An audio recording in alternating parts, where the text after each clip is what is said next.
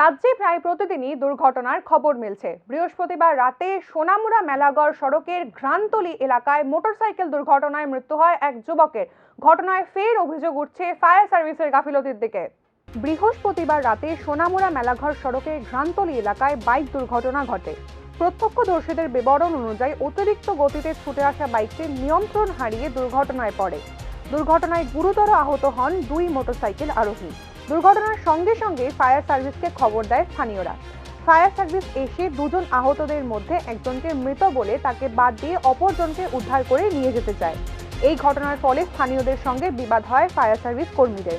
পরে ঘটনাস্থলে পৌঁছে পুলিশ দুজনকেই উদ্ধার করে নিয়ে যায় স্থানীয় হাসপাতালে। সেখানে গিয়ে প্রীতম দাস নামের যুবককে মৃত বলে ঘোষণা করেন ডাক্তাররা। আশঙ্কাজনক অবস্থায় ভর্তি করা হয় অসীম দাস নামের অপর যুবককে। পালসার বাইকের দুজন আরোহী শহর থেকে মেলাঘর থেকে শহর থেকে মেলাঘর দিকে যাইতেছে।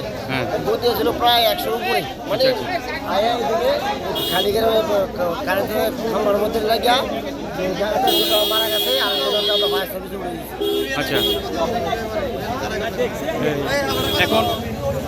এখন এই যে ফায়ার সার্ভিস আসে, ফায়ার সার্ভিস কি কাণ্ড করছে? তারা কইতেছে একজন তো তারা কইতেছে মারা গেছে।